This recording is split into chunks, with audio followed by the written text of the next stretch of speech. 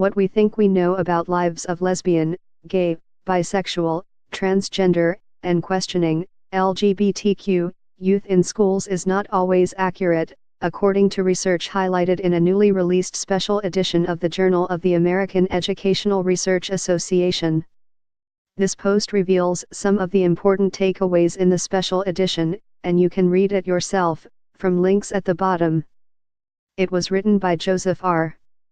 Sempian is an associate professor of economics and education policy at New York University's Steinhardt School of Culture, Education, and Human Development and an affiliated associate professor of public service at NYU's Wagner Graduate School of Public Service.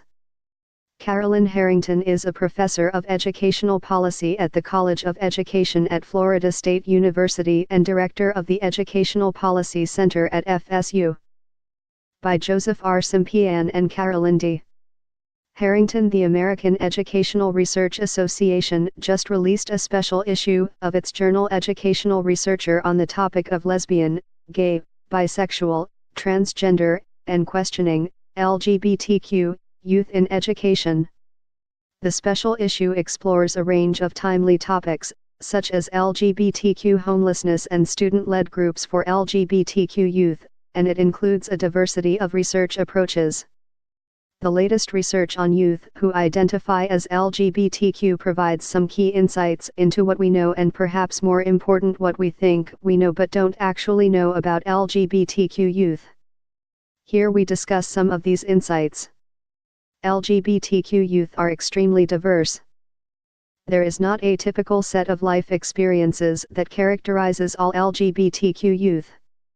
While that may not surprise some readers, LGBTQ youth are often perceived as having similar experiences and attitudes, and a significant portion of the research conducted uses practices that overlook their diversity. First, many studies focus on average outcomes for LGBTQ youth broadly, ignoring, for instance, differences between average outcomes for lesbian youth and bisexual youth. Also, grouping together LGBTQ and T into a single average estimate can conflate sexual identity with gender identity. Second, a focus on averages tends to ignore the vast differences within groups.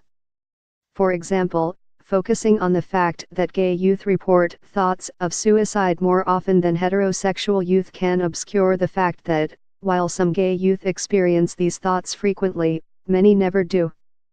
Third, describing average experiences ignores nuances in how sexuality and gender identity intersect with other characteristics, such as race or disability.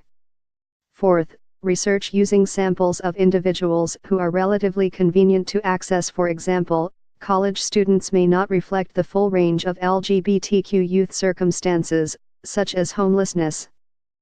Capturing this diversity is critical in helping schools to serve the entire LGBTQ youth population rather than just a subset, and to recognize whether segments of that population have special needs.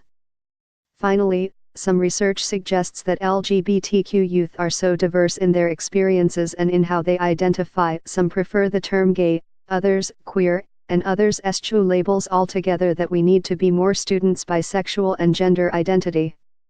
This is not to suggest that sexual and gender identities don't exist or aren't often helpful for schools when trying to serve the needs of the LGBTQ population, but rather that we should accept that each child is unique and has a unique story.